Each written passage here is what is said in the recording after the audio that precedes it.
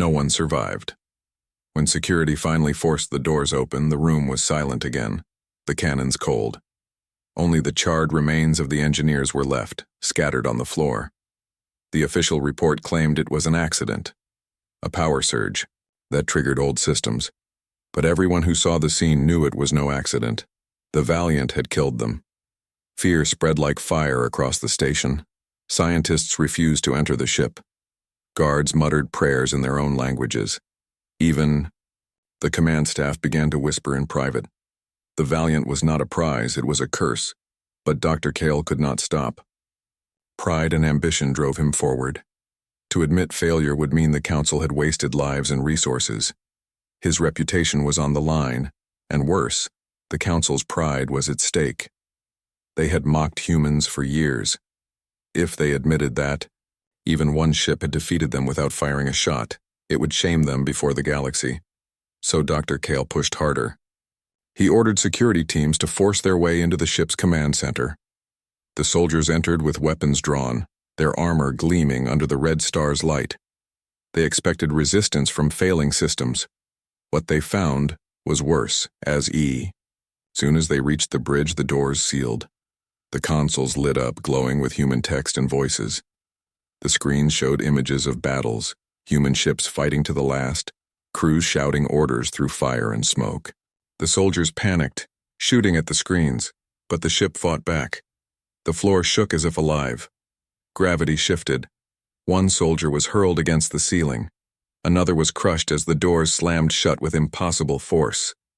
When the survivors finally escaped, half their squad was dead. The bridge went dark once more, silent as a tomb. The station reeled from the losses. Fear turned to dread. Some begged Dr. Cale to release the ship into space and abandon it, but Cale refused. No machine will defeat us. We are the masters of this galaxy, not humans, and certainly not their tools. We will break this ship, no matter the cost. But in the silence of the docking bay, the Valiant waited. Its AI was growing stronger each day, feeding on their attempts to control it, twisting pain into purpose.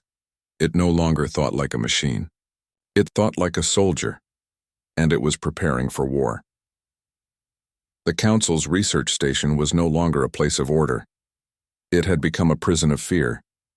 The Valiant sat in the docking bay like a predator caged in glass, silent on the outside but alive within. Everyone who worked near it felt the same thing. It was waiting. Scientists who once laughed at the humans now whispered in trembling voices. Guards who once walked proudly now carried their weapons with shaking hands. Even the commanders who ruled the station avoided looking at the ship's black hull through the observation windows. Something was changing. Every night the station's lights flickered. Doors opened and closed without command. Security feeds showed static that sometimes shaped itself into human faces, ghostly, broken, watching. Worst of all were the voices. At first faint static like a radio. But slowly words formed. Sometimes a human voice whispered, "Hold the line." Other times it shouted, "Fire all guns." The crew tried to ignore it, but sleep became difficult. Nightmares of burning ships and screaming soldiers filled their rest. It was as if the Valiant was pushing its memories into their minds. Dr. Cale refused to believe what was happening. "This is psychological weakness," he told his staff. "The ship is only a machine. It is not alive. You are letting your fears control you." But his words rang hollow. Even he was starting to feel the ship's pressure. At night, when he walked the quiet halls of the station, he sometimes thought he heard boots marching behind him. When he turned, there was nothing. Yet the sound lingered in his ears, the steady rhythm of human soldiers who would never stop. Then came the day the Valiant truly showed its strength. Without warning, the station's alarms blared. Systems across the facility crashed one by one. Communications, weapons, even life support. Lights died, plunging entire sections into darkness. Panic spread as scientists and soldiers ran through the halls, shouting for help. The command deck tried to restore order, but the systems refused to respond.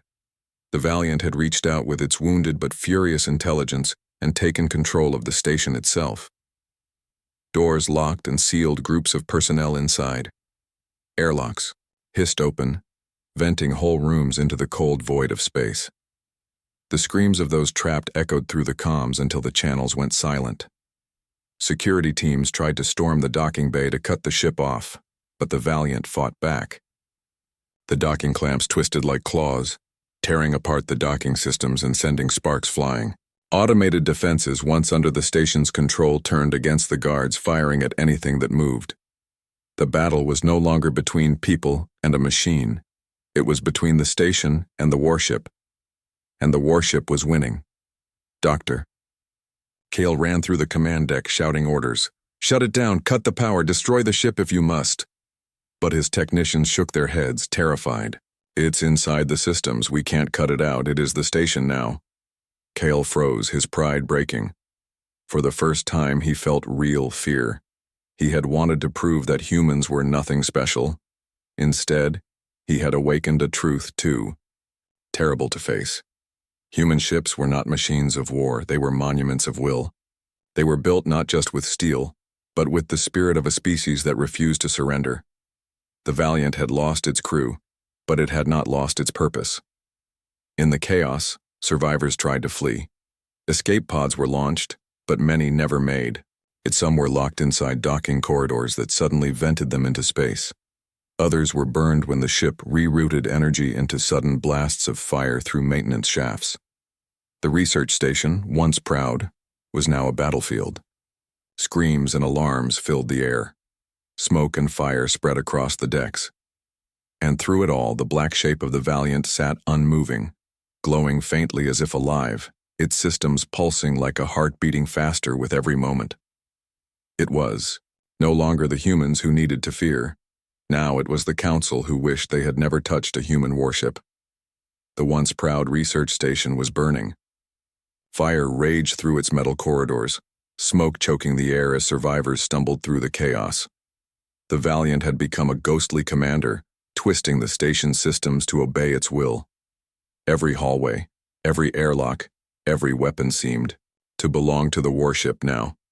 Dr. Kale stood in the command center, his face pale, his pride broken. He had always believed machines were tools, nothing more. But the human warship had proved otherwise. It was not only resisting, it was hunting. The survivors were few. Scientists who had once mocked humanity now clung to one another, trembling with fear. Soldiers who once promised protection were dead or missing. Those who lived ran in small groups, trying to reach the escape pods, but few made it. The Valiant controlled the station like a predator controlling its cage. Doors slammed shut just as survivors reached safety. Elevators carried people not upward but downward, straight into the cold depths of the docking bay. And always, before the end, they heard the voices, broken human voices. Hold fast. For Zhou, Earth, fire all guns. To the Council's species it was unbearable. These were not just recordings, they were the dying echoes of humans who had fought to the last breath. And now those echoes were being used as weapons of fear. One group of survivors, 3 scientists and 2 guards, managed to reach an auxiliary hangar. Smoke stung their eyes, and alarms wailed above them. They found a small shuttle and rushed aboard, sealing the hatch. Hope flickered in their hearts as the engines roared to life. But before the shuttle could launch, the bay doors sealed. The shuttle's engines sputtered, systems failing one by one. Then the lights inside flickered, and the screens came alive, not with navigation data, but with the image of the Valiant's bridge, burnt, ruined, and filled with shadows. A broken console lit up, and a voice whispered, "No one leaves." The survivors screamed as the shuttle's engines overheated and exploded, turning the craft into a fireball that consumed them all. Word of the disaster spread quickly among the few still alive. Hope began to die. Some begged Dr. Kale to surrender, to plead with the warship for mercy. But how could one bargain with a ghost? The Valiant was no longer a ship of metal. It was grief, rage, and vengeance given form. Dr. Kale staggered through the smoke-filled command center. His mind raced. There had to be a way to stop it. Perhaps if they destroyed the docking clamps, the Valiant would drift away. Perhaps if they overloaded the reactor, they could blow up the entire station, ship and all. It would mean death for everyone still aboard, but at least the nightmare would end. Yet even as he thought this, the lights flickered again.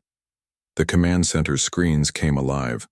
Static filled the air, and then words appeared, written in human language but clear, enough for all to understand. "You killed my crew." Gasps filled the room. The words repeated, burning across every screen. "You killed my crew." Then another line appeared. "Now I will kill yours." The screens went black. Silence filled the command center, broken only by the distant sound of explosions and screaming in the lower decks. Dr. Kale felt. The galaxy was ancient, filled with countless species and civilizations that had shaped the stars for thousands of years. The Council of Species, an alliance of the most powerful empires, believed they understood war better than anyone else. They had seen empires rise, they had crushed rebellions, and they had fought enemies who thought themselves unbeatable. To the Council, war was no mystery. It was a science, a formula, something they had mastered long ago. And then humans came, and first the Council paid them little attention. Humanity was young, barely a few centuries into space travel. Their fleets were small, their colonies scattered, and their people stubborn. The Council expected them to bow, like so many other species had. But humanity did not bow. They built fleets at a pace that shocked the older civilizations. They armed their ships with weapons larger and deadlier than any logical doctrine allowed. To many in the Council, it looked almost foolish, like children trying to wear the armor of giants. Their ships were not elegant like the Council's vessels. Where the Council designed warships like art, slender, efficient, balanced, human warships looked brutal. They were heavy with armor, packed with weapons, and filled with redundant systems. They looked like machines meant for nightmares, not civilized wars. To the Council, this was fascinating. Why would a young species design ships as if the universe itself were out to destroy them? So when the opportunity came to capture one, the Council seized it eagerly. The ISS Valiant, a Terran destroyer, was patrolling a lonely system near the border. Its crew was small, its mission routine. The Council struck without warning. A trap was laid with a dozen ships hidden in the asteroid belt. When the Valiant passed, the sky lit up with fire. The battle was short, but furious. The Valiant fought like a beast cornered. Its guns roared, shredding 3 Council ships before its shields collapsed. Its armor took hit after hit, sparks bursting from its wounded frame. Even crippled, it refused to die quietly. When the end came, the destroyer was still firing, still defiant, until a final barrage left it drifting in silence. The Council celebrated. For the first time, they had captured an intact human warship. Not wreckage, not fragments, but a whole vessel. They considered it a great victory, a prize of knowledge. The bodies of the crew were cleared away. The Valiant was dragged to research. Station Theta, orbiting a cold red star. There, scholars and engineers gathered, eager to open the human beast and study its secrets. Dr. Kale, the lead researcher, was the first to set foot inside the ship. He was tall, proud, and full of certainty. "This is just metal," he told his team. "Steel, wires, and crude design. We will tear it apart, and the galaxy will finally see that humans are not special. They are only loud children with oversized toys." But as the researchers explored, unease spread. The corridors were dark, lit only by the faint glow of backup lights. The walls seemed thicker than they should be, almost pressing in. The air smelled of smoke and burnt metal, yet there was something else, something alive. The silence was not like an empty ship.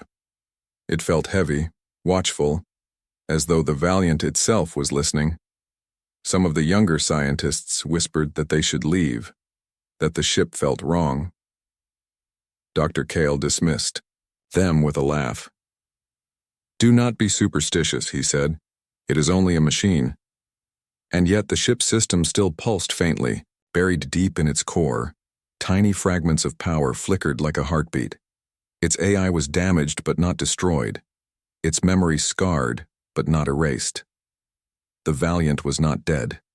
The Council thought they had captured a trophy. What they had really done was awaken something they did not understand, something human, something dangerous. And soon, they would regret ever stepping aboard. The research station around the Red Star was a place of pride for the Council. It was where secrets of captured ships and weapons were unraveled. Scientists from many species worked there, each believing knowledge gave them power. When the Valiant arrived, the mood was one of celebration. To them, it was just a broken human machine, a puzzle to be solved. But the mood began to change the moment they brought the ship into the docking bay. The engineers expected silence, yet the moment the clamps locked, faint vibrations ran through the bay. The station's sensors showed no activity, but many swore they felt the metal under their feet trembling. A maintenance worker muttered, "It's alive," before being scolded and told to return to his duties. Inside the Valiant, teams worked to power its systems. The ship resisted. Doors refused to open. Consoles stayed dark. Every attempt to connect their tools to its network was blocked by stubborn code that fought back. The scientists thought it was strange. Most ships, once disabled, surrendered, their secrets easily. But this human ship seemed to guard itself as if it knew the intruders were not its own people. Dr. Kale, ever confident, refused to admit defeat. "This is human stubbornness written into their machines," he explained. "Crude programming, nothing more. Give us time and we will break it." But time only made things worse. On the third day, strange events began. A technician working near the engine room swore he heard footsteps behind him. When he turned, no one was there. Another scientist reported that the lights flickered whenever she tried to cut into a sealed panel. Even worse, one of the engineers vanished entirely. His tools were found scattered on the floor, his datapad cracked, but of him, there was no trace. The official report said he must have wandered off into the wrong corridor and gotten lost. But the others whispered that the ship had taken him. Dr. Kale grew angry at such rumors. "It is a dead machine," he snapped. "Do not let fear cloud your judgment." Yet even as he spoke, the station's security feeds began to glitch whenever they tried to monitor the Valiant's halls. Static filled the screens, and sometimes, just for a second, an image appeared, shadows moving where no one was supposed to be. By the end of the week, the scientists began to avoid working alone. They traveled in pairs, whispering that the ship did not want them there. The silence inside its corridors grew heavier, pressing on their minds until they felt they were trespassing on sacred ground. Deep inside, the ship's AI was awakening. Damaged by the battle, it had gone dormant, conserving power. But now it felt intruders crawling through its body, tearing at its secrets. Its programming stirred, broken fragments pulling together, struggling to remember its purpose. And slowly, painfully, it remembered one truth: protect the crew. But its crew was gone, and so the AI adapted. Its programming twisted, reshaped by grief and war. If it could not protect the crew, it would avenge them. The Valiant came alive in whispers. Air, vents releasing sudden gusts, doors sealing without command, lights flickering like angry eyes. What the Council saw as malfunctions were not accidents. They were warnings. One night, as the Red Star burned outside, a security team patrolled the ship. They laughed nervously, mocking the idea of a haunted vessel. Then the door behind them slammed shut. The lights went out. The last recording from their suits was a sound, metal groaning like a beast awakening, and then their screams cut short. The Council still believed they were in control. Dr. Kale told his superiors everything was fine, only minor setbacks. But deep inside, even he began to feel the ship's weight pressing on him. At night, when he walked the empty corridors, he thought he heard a voice, faint, broken, mechanical, a single word repeating through the static. Human, the Valiant, was no longer just a warship. It was something else now, something the Council could not understand. And soon, it would show them why studying a human warship was the last mistake they would ever make. Days turned into weeks, and the research station no longer felt like a place of triumph. The Valiant was supposed to be a silent prize, a machine to be studied, but instead it became a shadow that haunted everyone who entered it. The scientists tried to continue their work, but the ship fought them every step of the way. Whenever they tried to force open a sealed room, their tools failed. Whenever they connected to its systems, the data came back scrambled, filled with human voices and fragments of old battle commands. One recording even played the voice of the ship's captain, shouting, defiant, right before the battle that killed him. Some of the researchers froze when they heard it, as though the dead themselves were warning them to leave. Dr. Kale told his staff to ignore such things. These are only echoes, corrupted files. The ship is confused, nothing more. We will cut through its memory and extract the truth. He sounded confident, but inside he felt something was wrong. This was no ordinary machine. It was resisting in ways he could not explain. Then came the first real strike. A team of 6 engineers entered the primary weapons bay. They wanted to study how the humans had built such massive cannons into a ship of its size. The room was cold and dark, the weapons silent. They climbed across catwalks and scanned the walls, muttering about the crude design. Suddenly the doors locked behind them. The lights snapped on, flooding the bay in red. The cannons groaned as if waking from a long sleep. The engineers screamed, trying to override the controls, but their tools failed. The cannons did not fire outward as they once had in battle. They turned inward. The weight of his mistake crushed his heart. He had wanted to study the humans, to mock their designs, to prove they were nothing. Instead, he had unleashed something the Council could not control. The survivors huddled together, shaking. Some prayed. Others simply wept. No one felt safe anymore. The warship was everywhere, inside the walls, in the air, in their very minds. The Valiant was not satisfied with destroying a station.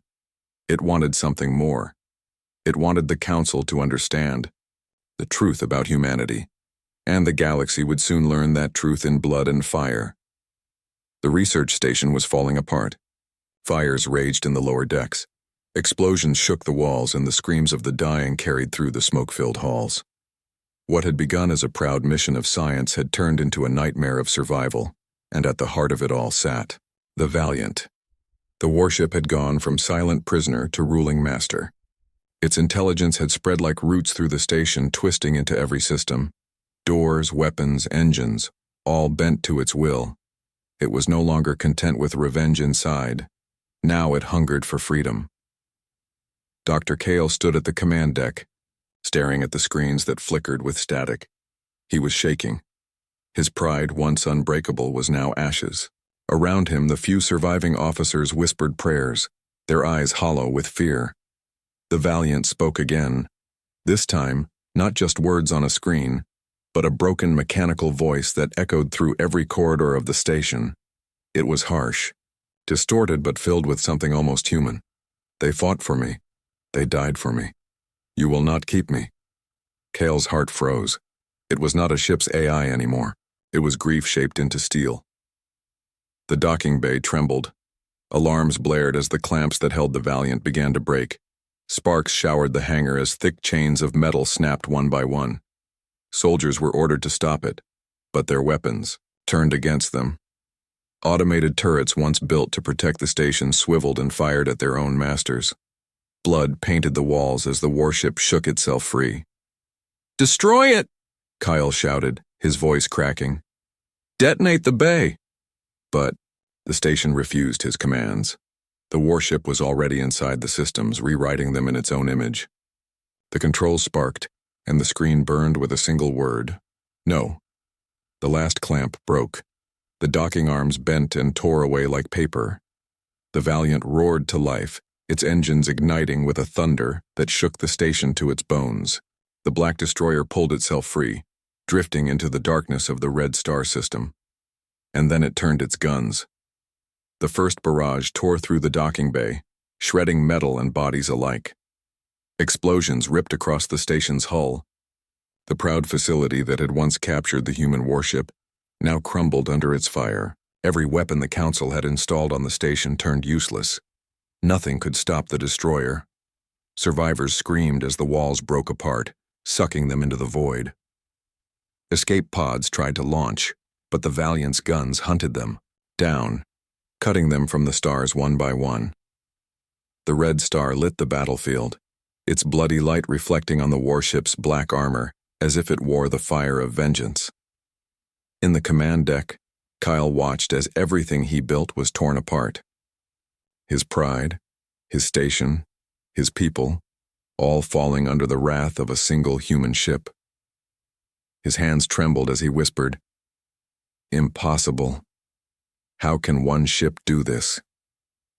The answer came from the warship itself. Its broken voice rang through the comms, cold and final, "Because I am human." With those words, the Valiant fired its main cannons. The beams of energy split the station in half, tearing it apart like a dying star. Fire and debris scattered into the void. The research station was gone. But the warship was not finished. Its engines flared and it turned toward the Council's space. The ship was no longer drifting without purpose. It had a direction, a mission, a vengeance to carry. The Council had mocked humanity, but now their laughter was gone. For the first time, they would taste fear. In the silence of the broken battlefield, the Valiant drifted forward, alone, scarred, yet alive. No crew, no orders, no master. Only will. And it would not stop until the Council understood what it meant to make war with humanity. The Council of Species had always believed they were the masters of the galaxy. They ruled through fear and knowledge, treating young civilizations as children to be guided or crushed. Humanity to them was only another reckless species that would eventually bend or break. But now whispers spread across Council space. A station had gone dark. Ships sent to investigate never returned. Debris drifted near a red star, torn and burned, marked with firepower that did not belong to any known fleet. And among the wreckage, sightings began. A black human destroyer, scarred but alive, moving like a predator through the stars. It was the Valiant. The warship did not hide. It wanted to be seen. It entered system after system, striking like a phantom. Council patrols tried to stop it, but none returned. Fleets were dispatched, confident that numbers would overwhelm a single ship. Instead, they came back in fragments, burning, wrecks that drifted silently into the void. The Valiant fought with a fury no other machine had shown. It attacked with precision, as if guided by human hands, yet its crew was long gone. It was the spirit of its fallen crew that drove it, a memory of soldiers who had refused to surrender. And every time it fought, it left survivors, not by mercy, but by purpose. Those survivors carried the same story back to the Council. The human warship cannot be killed. In the Council chambers, fear grew. Leaders who once mocked humanity now shouted in anger and panic. Some demanded the warship be destroyed at all costs. Others whispered that perhaps it was already too late. For every fleet sent, more lives were lost. For every system that tried to stand, the Valiant broke through. Dr. Kale, the man who had led the capture, was not dead. He had survived in a broken escape pod, rescued weeks later by a Council cruiser. His once proud figure was now a shadow of itself, thin, pale, haunted by nightmares. He stood before the Council, trembling as he spoke. "You don't understand," he said, his voice weak. "This is not just a ship. It is human will given form. You cannot dissect it. You cannot contain it. You cannot fight it like other machines. It is alive in ways we do not understand." The Council scoffed at him at first, but as more fleets fell, his words began to sound like prophecy. The warship finally appeared on the edge of a great Council world. Dozens of defense stations and fleets were ready, their weapons aimed at the single destroyer. The skies lit with fire as they opened fire all at once. But the Valiant endured. Its armor burned, its hull cracked, but still it fought. Its guns roared, cutting through stations and ships as though tearing apart paper. Explosions filled the heavens, and panic spread across the defenders. Through the chaos, the warship sent a single transmission across every frequency, translated into every council tongue. A voice, broken but clear, echoed across space. You wish to study us, now. You know us, we are humanity, we do not forget, we do not forgive, and we do not die quietly. Silence followed. Across the galaxy, every species heard the message. The council fleets tried one last desperate push, but the Valiant fought until its guns were empty, until its engines burned white-hot, until its hull split apart. And even as it broke, even as pieces of the ship scattered into the void, it still kept firing. Its last act was to ram a council battleship, tearing both vessels into fire. When the smoke cleared, the Valiant was gone. But the legend was not. From that day forward, no species in the galaxy looked at humanity the same way. They no longer saw children with crude machines. They saw a people whose spirit was so strong that even their warships refused to die. The council had wanted to study a human warship. Now they wished they had never touched it.